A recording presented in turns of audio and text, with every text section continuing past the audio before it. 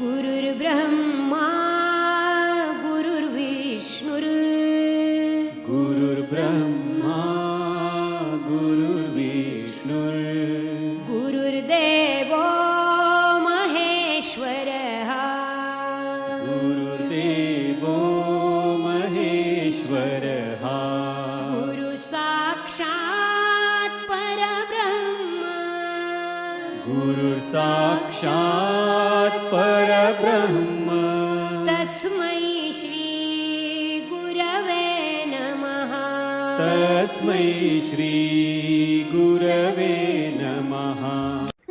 यदा यदा हि धर्मस्य ग्लानिर्भवति भारत अभ्युत्थानं धर्मस्य तदात्मानं सृजाम्यहम् परित्राणाय साधूनां विनाशाय च दुष्कृतां धर्म संस्थापनार्थाय संभवामि युगे युगे। प्रेम से बोलो श्री कृष्ण भगवान की जय। मित्रों, भक्तों, मैं आचार्य श्री राजेंद्र कुमार सूर्यवंशी भगवान श्री कृष्ण की चरणों की धूल उनका शिष्य। मित्रों, श्रीमद् भागवत गीता यथारूप 18 अध्याय संपूर्ण का यहाँ विश्लेषण चल रहा है। मित्रों, अध्याय 13 प्राकृतिक पुरुष तथा चेतना। मित्रों, बहुत सुंदर यहाँ पर व्याख्या चल रही है। अध्याय 13वां। तो मित्रों, शुरू करते हैं। पिछले अध्याय में हमने आपको बतलाया था कि जो कृष्ण से ईश्वर विज्ञान का स्मरण करता है, यदि जीव इस स्मरण विधि को अपना ले तो प्राकृतिक पर प्रभु तत्व जमाने की चीर अभिलिषित कर सकता है। यहाँ तक हमने पिछले एपिसोड में बतलाया था। मित्रों, आगे अब प्रारंभ करते हैं, शुरू करते हैं, तो ध्यान से सुनिएगा। प्राकृतिक पर प्रभु तत्व जमाने की अचीर अभिलिषित आकांक्षा समस्त हो जाए और क्रम से ज्यों ज्यों वह प्रभु तत्व जमाने की चाह को कम करता जाएगा, त्यों त्यों उसे आध्यात्मिक सुख मिलता जाएगा। एक वैदिक मंत्र में कहा गया है कि जो जो जीव भगवान की असंगति से विद्वान बनता जाता है, त्यों त्यों उसी अनुपात में वह आनंदमय जीवन का आस्वादन करता है। तो प्रेम से बोलो श्री कृष्ण भगवान की जय। मित्रों, अध्याय 13 प्राकृतिक पुरुष तथा चेतना प्रारंभ हो चुकी है। ध्यान से सुनिए। उपद्रष्टानुमन्तः च भर्ता भोक्ताः मशे महेश्वरः परमहंसोमेति चायुक्तो देहेऽस्मिन् पुरुषं परः। उपद्रष्टा साक्षी, अनुमंता आज्ञा देने वाला, चा भी भर्ता स्वामी, भोक्ता परम भोक्ता, महा ईश्वर परमेश्वर, परम आत्मा परमात्मा, इति भी चा तथा अपि निस्संदेह उक्त कहा गया है। देह शरीर में अस्मिन इस पुरुष भोक्ता पर दिव्य। तो मित्रों, श्लोक बहुत सुंदर अनुवाद। तो भी इस शरीर में एक अन्य दिव्य भोक्ता है जो ईश्वर है, परम स्वामी है और साक्षी तथा अनुमति देने वाले के रूप में विद्यमान है और जो परमात्मा कहलाता है। तात्पर्य यहाँ पर कहा गया है कि जीव आत्मा के साथ निरंतर रहने वाला परमात्मा परमेश्वर का प्रतिनिधि है। वह सामान्य जीव नहीं है, क्योंकि अद्वैतवादी अचिंतक शरीर के ज्ञाता को एक मानते हैं। अतः उनके विचार से परमात्मा तथा जीव आत्मा में कोई अंतर नहीं है। इसका स्पष्टीकरण करने के लिए भगवान कहते हैं कि वे प्रत्येक शरीर में परमात्मा रूप में विद्यमान है। वे जीव आत्मा से भिन्न है। वे अपर वो पर है, अदिव्य है। जीव आत्मा किसी विशेष क्षेत्र के कार्यों को भोगता है, लेकिन परमात्मा किसी एक भोक्ता के रूप में या शारीरिक कार्यों में भाग लेने वाले के रूप में विद्वान नहीं रहते। आपूर्ति वे साक्षी, अनुमति दाता तथा परम भोक्ता के रूप में स्थित रहते हैं। उसका नाम परमात्मा है, आत्मा नहीं। वह दिव्य है। अतः यह बिल्कुल स्पष्ट है कि आत्मा तथा परमात्मा भिन्न भिन्न है।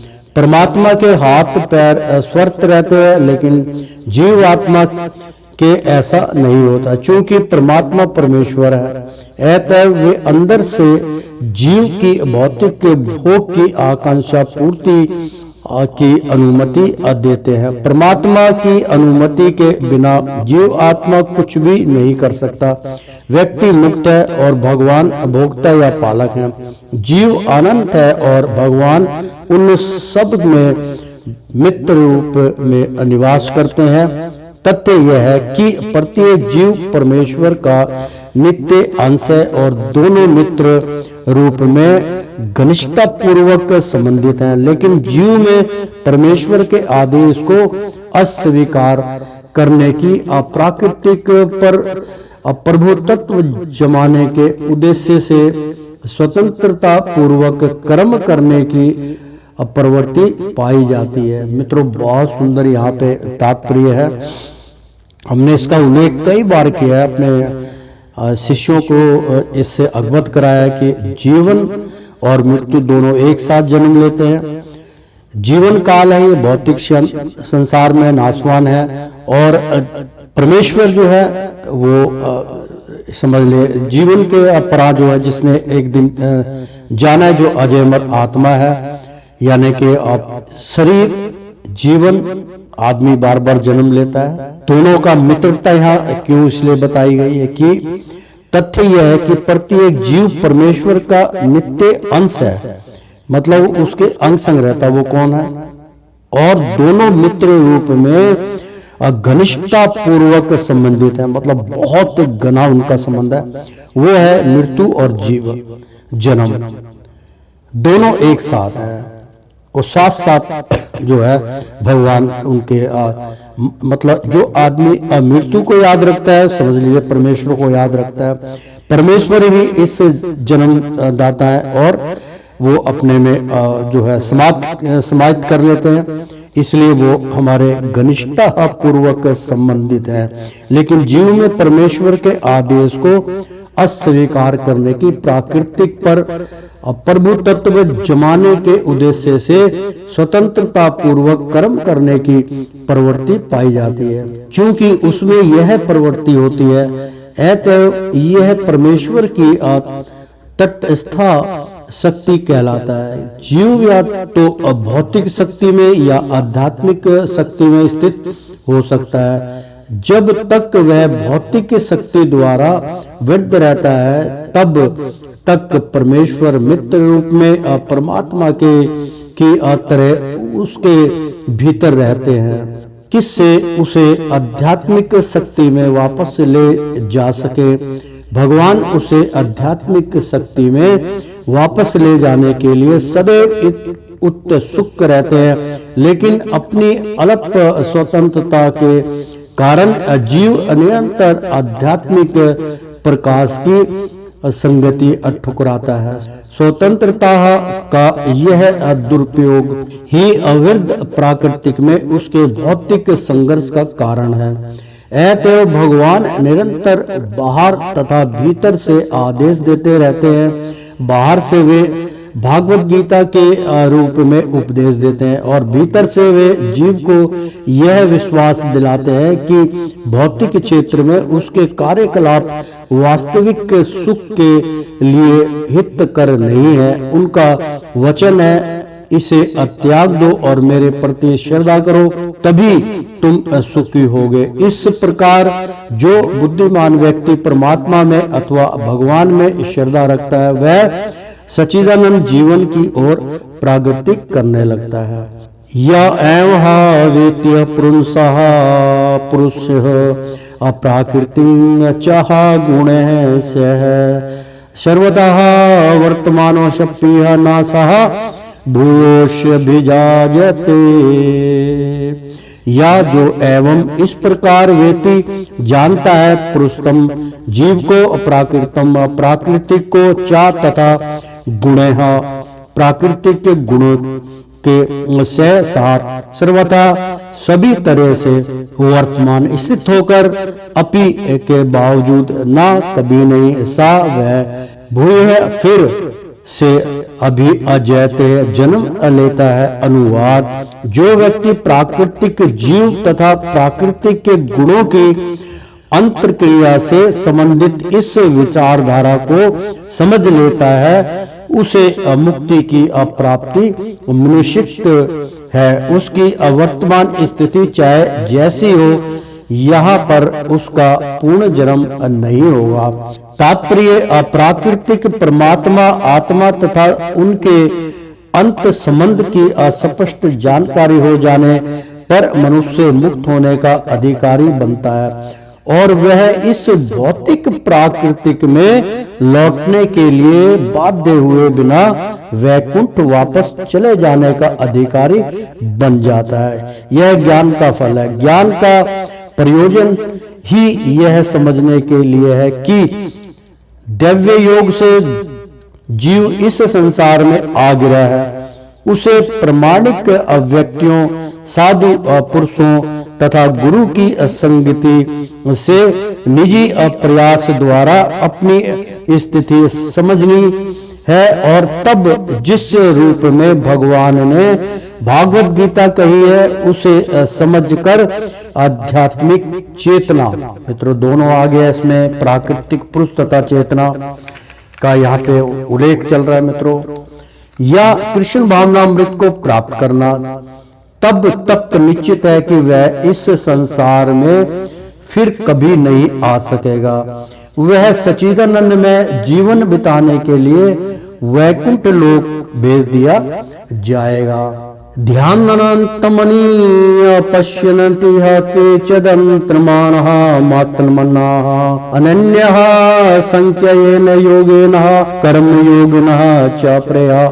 ध्यान ने मतलब ध्यान के द्वारा आत्मनीय अपने भीतर पश्यन्ति देखते हैं कि चित्त कुछ लोग आत्मनम परमात्मा को आत्मन न मन से अन्य लोग साइक्लेन दर्शनानिक विवेचना द्वारा योगेन योग पद्धति के द्वारा कर्म योगेन निष्काम कर्म के द्वारा चा भी अप्रयत अन्य। अनुवाद मित्रों कुछ लोग परमात्मा को ध्यान के द्वारा अपने भीतर देखते हैं तो दूसरे लोग ज्ञान के अनुशीलन द्वारा और कुछ ऐसे हैं जो अनिष्काम कर्म योग द्वारा देखते हैं। तात्पर्य भगवान अर्जुन को बताते हैं जहां तक मनुष्य द्वारा आत्म साक्षात्कार की खोज का प्रश्न है वृद्ध जीवों की दो श्रेणियां हैं, जो लोग नास्तिक अज्ञानवादी हैं तथा संशयवादी है वे आध्यात्मिक ज्ञान से विहीन है। मतलब बहुत सुंदर मित्रों यहाँ पे तात्पर्य बतला रहे कि जो लोग नास्तिक मतलब जो लोग अपने आप को नास्तिक समझते हैं वो अज्ञानता के वश में आज्ञावादी यानी कि अज्ञान के खिलाफ चलने वाले हैं, अज्ञानी हैं तथा संशयवादी जो शंका करते हैं वे आध्यात्मिक ज्ञान से विहीन है। वो आध्यात्मिक ज्ञान से के अंदर पहुंच ही नहीं सकते, उससे हमेशा विहीन रहते हैं, उससे फिर अलग थलग रहते हैं। किंतु अन्य लोग जो आध्यात्मिक जीवन संबंधी अपने ज्ञान के प्रति श्रद्धावान है वे आत्मदर्शी भक्त दार्शनिक तथा निष्काम कर्म योगी कहलाते हैं। जो लोग सदैव अद्वैतवाद की स्थापना करना चाहते हैं उनकी भी गणना नास्तिकों एवं संशयवादियों में की जाती है। मित्रों साफ सुथरी बात लेकर कि जो लोग सदैव अद्वैतवाद यानी कि अलग अलग धर्मों को बनाने की कोशिश करते हैं, चेष्टा करते हैं की स्थापना करना, यानी कि जो लोग सदैव अद्वैतवाद की स्थापना करना चाहते हैं, अलग अलग धर्म बनाने के बंटवारा करना चाहते हैं, उनकी भी गणना नास्तिकों एवं संशयवादियों में की जाती है। यानी कि वो भी एक संशय मतलब शंका के कारण वो इससे अचूक हो जाते हैं, छूट जाता है इनसे सब कुछ, तो उनकी भी गणना जो है नास्तिकों में होती है कि ऐसे लोग जो है वो किसी में उनकी गिनती नहीं है मित्रों।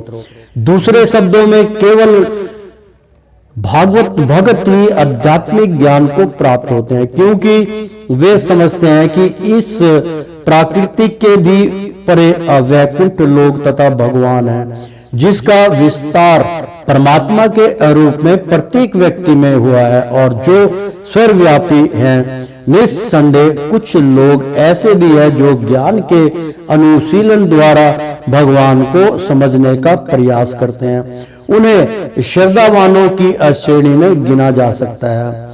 संख्या दार्शनिक इस भौतिक जगत का विश्लेषण 24 तत्वों के रूप में करते हैं और वे आत्मा को 25वां तत्व मानते हैं। जब वे आत्मा की प्राकृतिक को भौतिक तत्वों से परे समझने में समर्थ होते हैं, तो वे यह भी समझ जाते हैं कि आत्मा के ऊपर भी भगवान है और वह 26वां तत्व है। इस प्रकार वे भी क्रम से कृष्ण भावनामृत की भक्ति के 70 तत्व तक पहुंच जाते हैं। जो लोग निष्काम भाव से कर्म करते उनकी भी मनोवृत्ति सही होती है, उन्हें कृष्ण भावनामृत भक्ति के पद तक बढ़ने का अवसर दिया जाता है। यहाँ पर यह कहा गया है कि कुछ लोग ऐसे होते हैं जिनकी चेतना शुद्ध होती है और वे अध्ययन द्वारा परमात्मा को खोजने का प्रयत्न करते हैं,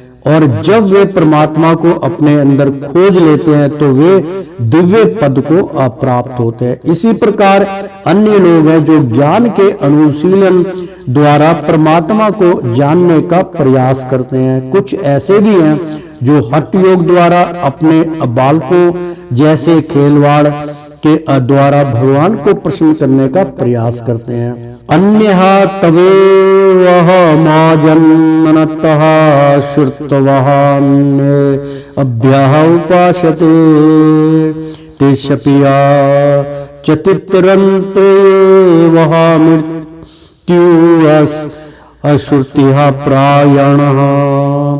अन्य लोग तो लेकिन एवं इस प्रकार अजानंत आध्यात्मिक ज्ञान से रहित अर्थवह सुनकर अनेभ्य अनन्यों से उपासते पूजा करना प्रारंभ कर देता है। ते वे अपि भी चा तथा अतितरंत पार कर जाते हैं। एवं अनिश्चय ही अमृत्युमम मृत्यु का मार्ग श्रुति प्रयाण श्रवण विधि के प्रति रुचि रखने वाले स्तुति परायण श्रवण विधि के प्रति रुचि रखने वाले। अनुवाद ऐसे भी लोग हैं जो यद्यपि आध्यात्मिक ज्ञान से अवगत नहीं होते पर अन्यान्यों से परम पुरुष के विषय में सुनकर उनकी पूजा करने लगते हैं। ये लोग भी प्रामाणिक पुरुषों से स्वर्ण करने की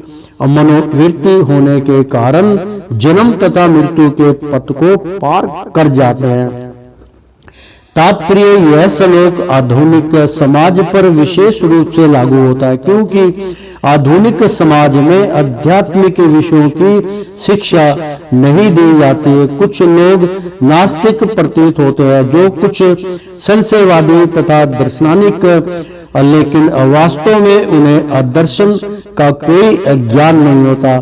जहाँ तक सामान्य व्यक्ति की बात है, यदि वह पुण्य आत्मा है तो स्वर्ण द्वारा प्रगति कर सकता है। यह स्वर्ण विधि अत्यंत महत्वपूर्ण है। आधुनिक जगत में कृष्ण भावनामृत का उपदेश करने वाले भगवान चैतन्य ने स्वर्ण पर आध्यात्मिक बल दिया था, क्योंकि यदि सामान्य व्यक्ति प्रामाणिक सूत्रों से केवल स्मरण करे तो वह प्राकृति कर सकता है। विशेषतया चैतन्य के अनुसार यदि वह हरे कृष्ण कृष्ण कृष्ण हरे हरे, हरे राम राम राम हरे हरे दिव्य धम्म को सुने। इसीलिए कहा गया है कि सभी व्यक्तियों को सिद्ध पुरुषों से शरण करने का लाभ उठाना चाहिए और इस तरह कर्म में प्रत्येक वस्तु समझने में समर्थ बनना चाहिए। तब निश्चित रूप से परमेश्वर की पूजा हो सकेगी। भगवान चैतन्य ने कहा है कि इस युग में मनुष्य को अपना पद बदलने की आवश्यकता नहीं है, आपूर्ति उसे चाहिए कि वह मनो आध्यात्मिक तर्क द्वारा परम सत्य को समझने के प्रयास को त्याग दे। उसे उस व्यक्तियों का दास बनाना चाहिए जिन्हें परमेश्वर का ज्ञान है। यदि कोई इतना भाग्यशाली हुआ कि उसे शुद्ध भक्त की शरण मिल सके और वह उससे आत्म साक्षात्कार के विषय में शरण करके उसके अपद चिन्हों पर चल सके तो उसे क्रम से अशुद्ध भक्त का पद प्राप्त हो जाता है।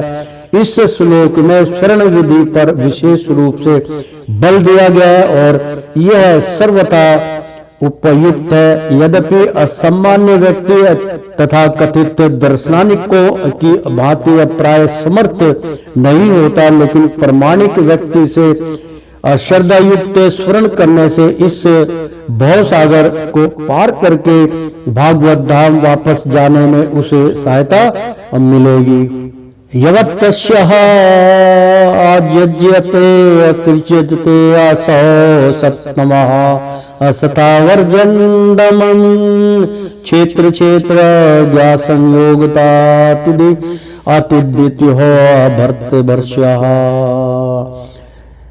यावत जो भी है सज्जात है उत्पन्न होता है, किश्चित कुछ भी असत्यम आसित तो वस्तु अस्थावर अचर जगदगम चर अचेत्र शरीर का क्षेत्र गह तथा शरीर के ज्ञाता के असंयोग ज्ञात संयोग अजुड़ने असे तत्व विधिया तुम उसे जानो।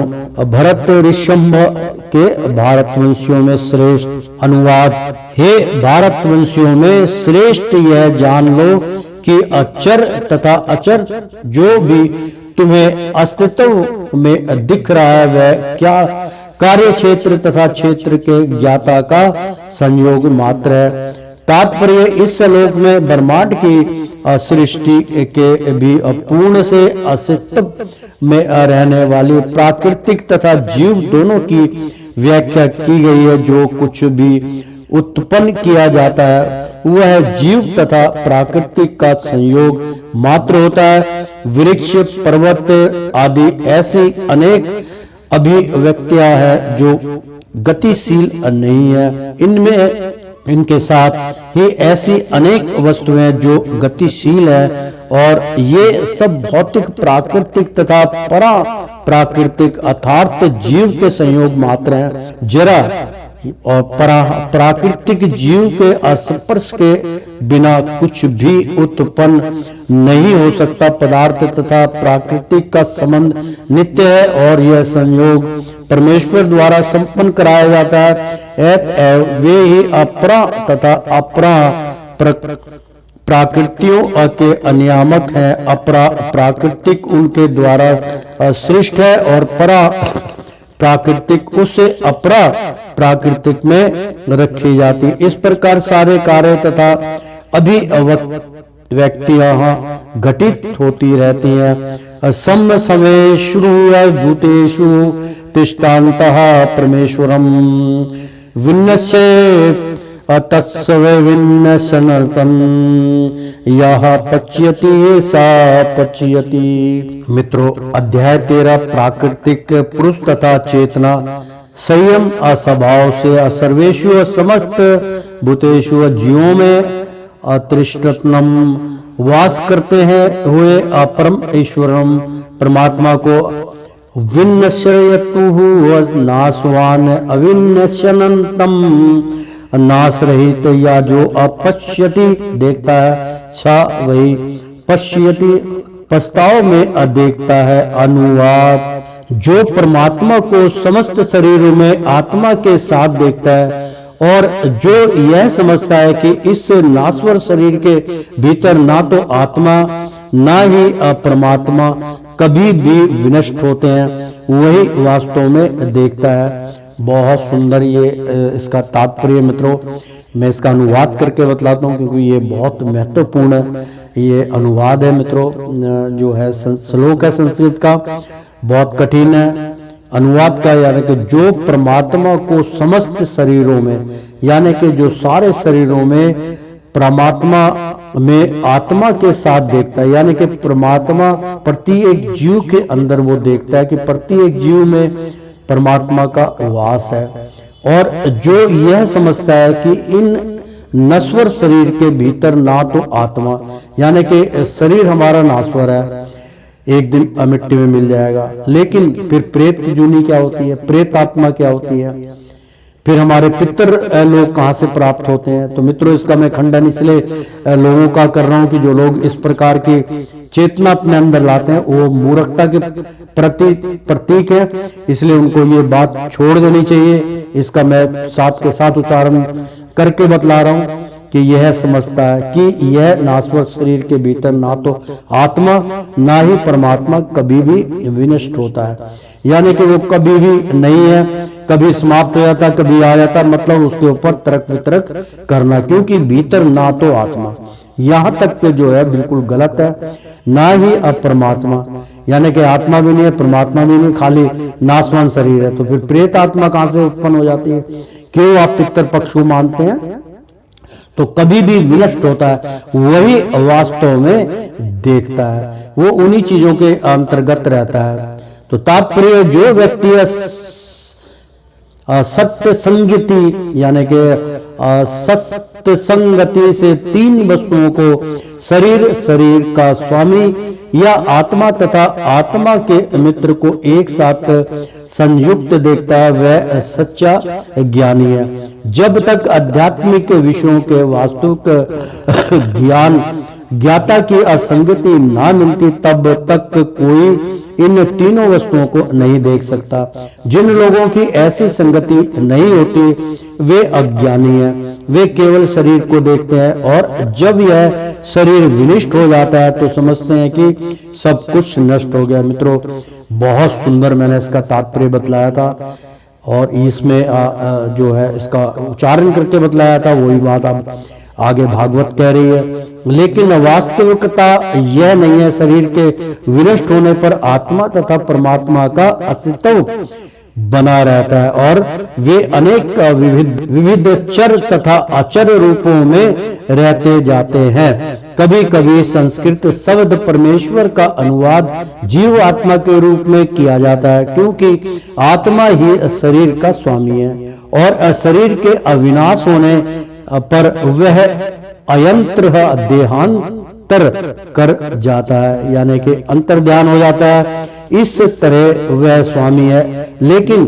कुछ लोग इस परमेश्वर शब्द का अर्थ परमात्मा लेते हैं। प्रत्येक दशा में परमात्मा तथा आत्मा दोनों रह जाते हैं, वे अविनष्ट नहीं होते। जो इस प्रकार देख सकता है वही वास्तव में देख सकता है कि क्या घटित हो रहा है। प्रेम से बोलो श्री कृष्ण भगवान की जय। सम्मह पक्ष नहीं सर्वता समवस्थित तत्ते मिश्रणम नाहिनस्तत्यहनम नातनमानम ततोहायति अप्राह गति नमम।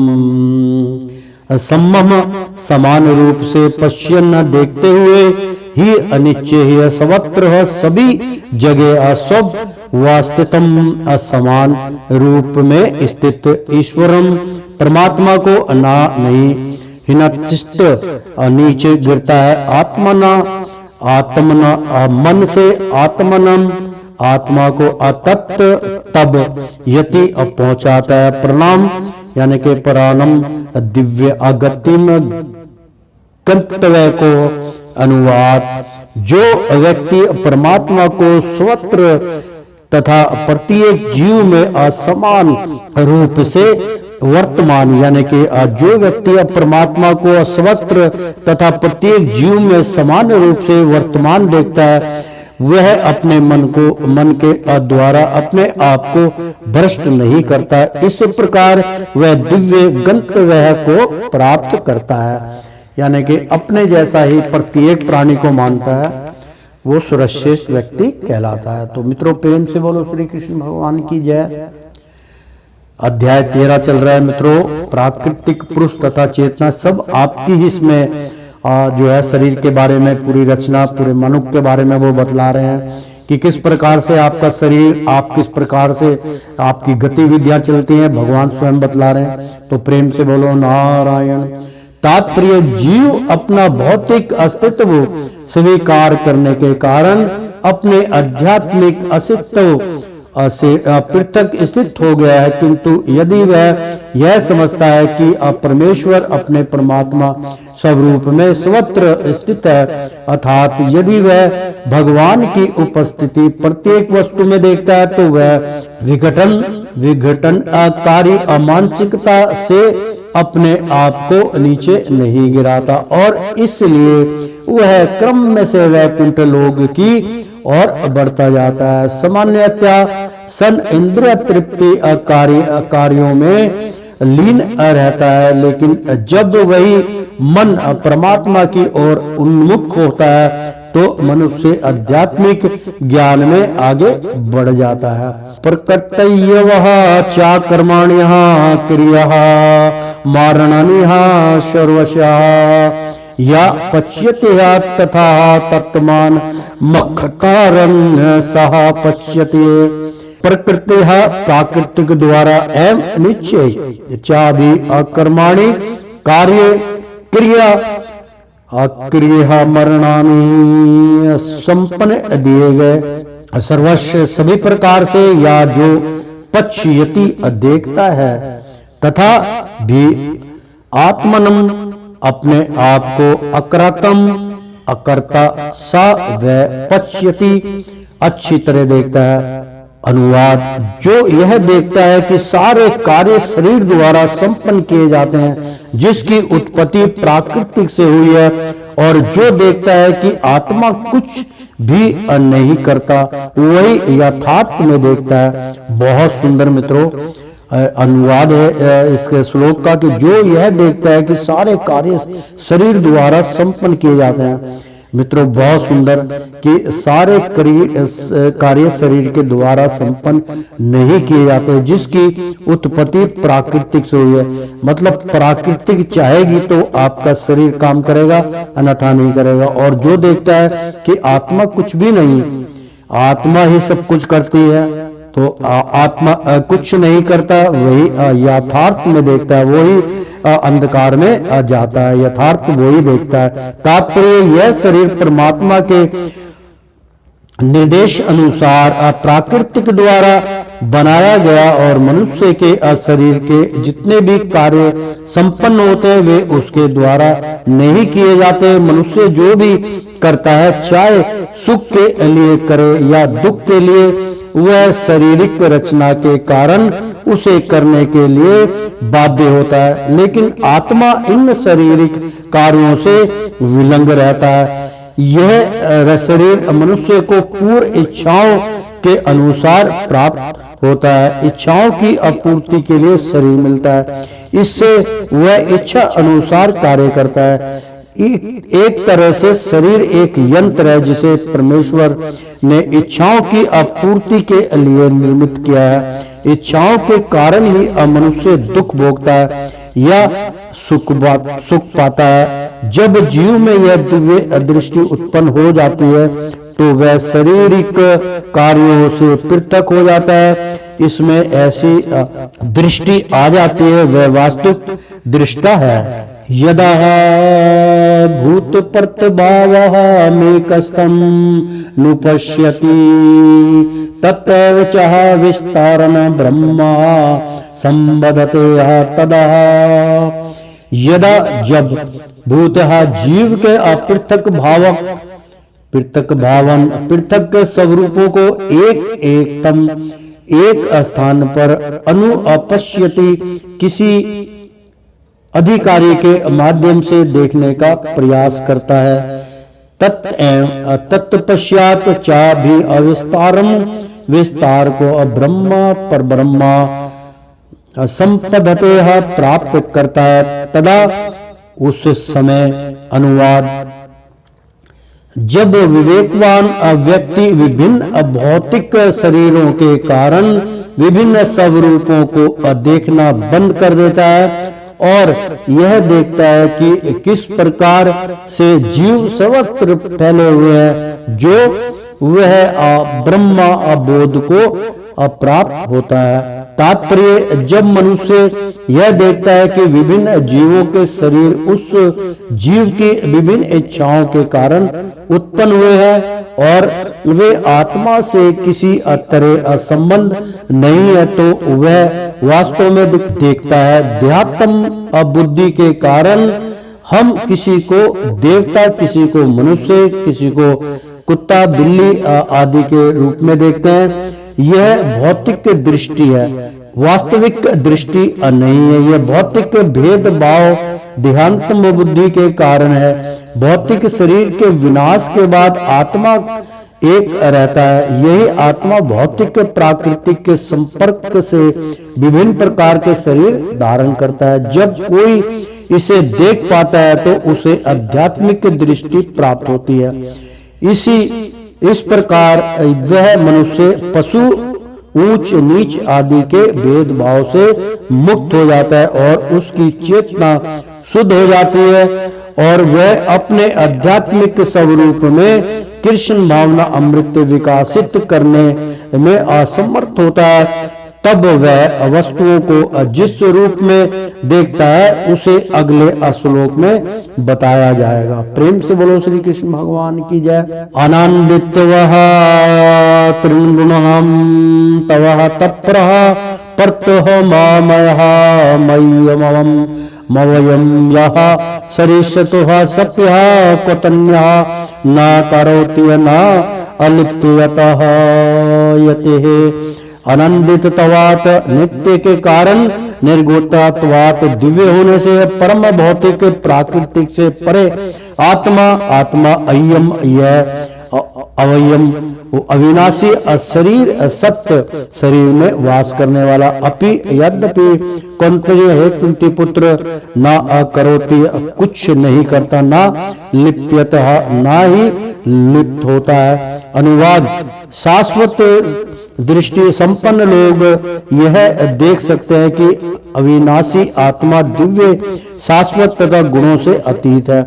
ये अर्जुन, भौतिक शरीर के साथ संपर्क होते हुए भी आत्मा ना तो कुछ करता है और ना लिप्त होता है। तात्पर्य, ऐसा प्रतीत होता है कि जीव उत्पन्न होता है क्योंकि भौतिक शरीर का जन्म होता है, लेकिन वास्तव में जीव शाश्वत है, यह उत्पन्न नहीं होता और शरीर में स्थित रहकर भी वह दिव्य तथा शाश्वत होता है। इस प्रकार वह अविनिष्ट नहीं किया जा सकता। वह सब भाव से आनंदमय है, वह किसी भौतिक कार्य में प्रवृत्त नहीं होता। अतः भौतिक शरीरों के साथ उसका संपर्क होने से जो कार्य संपन्न होते हैं वे उसे अलिप्त नहीं कर पाते। यथा स्वर्गन्तः सूक्ष्मम्यः दकांसः अनोपलिप्यतः स्वरत्रः वसततो देह यथात्मः लोपनिप्यते।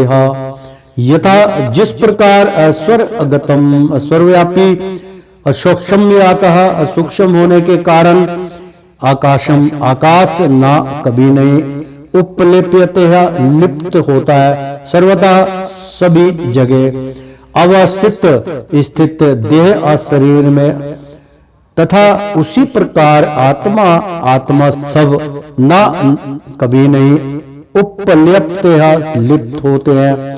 अनुवाद, यद्यपि यह आकाश सर्वव्यापी है किंतु अपनी सूक्ष्म प्रकृति के कारण किसी वस्तु से लिप्त नहीं होता। इसी तरह ब्रह्म सृष्टि में अस्तित्व आत्मा शरीर में स्थित रहते हुए भी शरीर से लिप्त नहीं होता।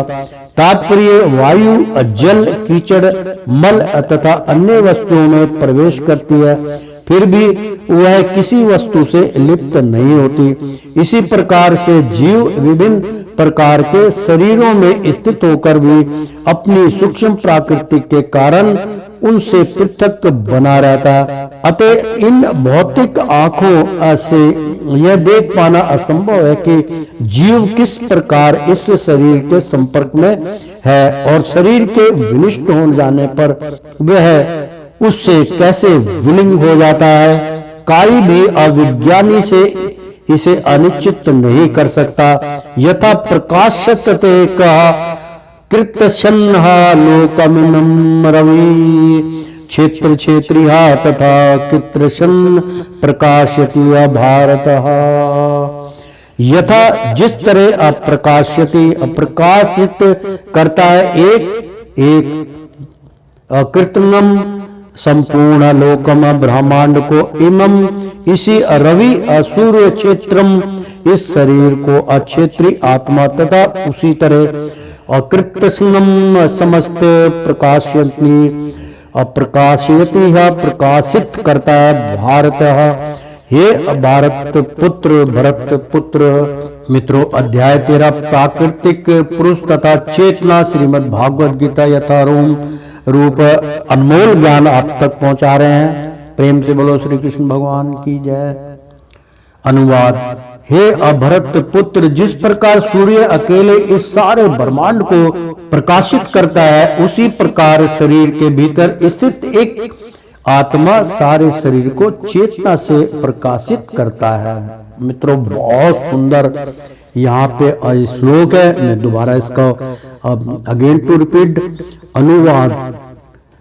हे भरत पुत्र, जिस प्रकार सूर्य अकेले इस सारे ब्रह्मांड को प्रकाशित करता है, यानी कि कण कण के अंदर भगवान का सूर्य नारायण देवता का प्रकाश पहुंच जाता है, उसी प्रकार शरीर के भीतर स्थित एक आत्मा जो हमारी आत्मा है वो सारे शरीर को चेतना से प्रकाशित करता है कि आपके अंदर चेतना की जागृति आत्मा के द्वारा ही होती है। मित्रों, बाकी इंद्रियां तो सब कर्म में लगी हुई हैं, लेकिन आदेश करता आपकी चेतना को जागृत करती है आत्मा।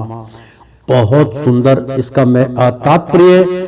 चेतना के संबंध में अनेक मत है। यहाँ पर भागवत गीता में सूर्य तथा धूप का उदाहरण दिया गया है। जिस प्रकार सूर्य एक स्थान पर स्थित रहकर ब्रह्मांड को आलोकित करता है, उसी तरह आत्मा का एक सूक्ष्म कण शरीर के हृदय में स्थित रहकर चेतना द्वारा सारे शरीर को आलोकित करता है। इसी प्रकार चेतना ही आत्मा का प्रमाण है। जिस तरह धूप या प्रकाश सूर्य की उपस्थिति का प्रमाण होता है, जब शरीर में आत्मा वर्तमान रहता है तो सारे शरीर में चेतना रहती है, किंतु जो ही शरीर से आत्मा चला जाता है तो ही चेतना लुप्त हो जाती है। इसे बुद्धिमान व्यक्ति सुगमता से समझ सकता है। अतः चेतना पदार्थ के संयोग से नहीं बनी होती, यह जीव का लक्षण है। जीव की चेतना यद्यपि गुणात्मक रूप से परम चेतना से अभिन्न है, किंतु परम नहीं है, क्योंकि एक शरीर की चेतना दूसरे शरीर से संबंधित नहीं होती है। लेकिन परमात्मा को आत्मा के असका रूप में समस्त शरीरों में स्थित है। समस्त शरीरों के प्रति साचेष्ट रहता है। परमात्मा चेतना तथा व्यक्ति चेतना का यही अंतर है। तो श्रीमन नारायण नारायण हरि हरि, तेरी लीला सबसे न्यारी न्यारी, बोलो हरि हरि। विष्णु नारायण नारायण हरि हरि, लक्ष्मी नारायण नारायण हरि हरि। मित्रों, एक महामंत्र में इसमें अंत में आपको रिपीट करा रहा हूं कि ताकि आप उससे अवगत रहें। हरे कृष्णा कृष्णा कृष्णा हरे हरे, हरे राम राम राम हरे हरे, हरे कृष्णा। प्रेम से बोलो श्री कृष्ण भगवान की जय। मित्रों, मेरे भक्तों, छोटे बच्चे, बड़े छोटे सभी माताएं बहनें, सबका मेरी ओर से आने वाले नए साल की अब बधाई मैं एडवांस में दे रहा हूं, क्योंकि मित्रों सुख शांति चैन बनाए रखे भागवत आप तक इसलिए पहुंचा रहे हैं कि आने वाले समय में आपके बच्चे, आप धन संपत्ति से संपन्न रहें, आपको कोई कष्ट उत्पन्न ना हो। मेरा तात्पर्य मित्रों आप तक भागवत पहुंचाने का यही एक मार्ग है जो मैं आपको अपने माध्यम से, YouTube के माध्यम से आप तक इस भागवत को 18 अध्यायों का ज्ञान आप तक पहुंचा रहा हूं। मित्रों, लेना मत भूलिए, सर्वश्रेष्ठ प्रसाद है भगवान विष्णु नारायण का, जरूर ग्रहण कीजिएगा। तो प्रेम से बोलो, सभी बोलेंगे, प्रेम से बोलो, प्रेम से बोलो, एक बार बोल दो ना, राधे राधे कृष्णम कृष्णम।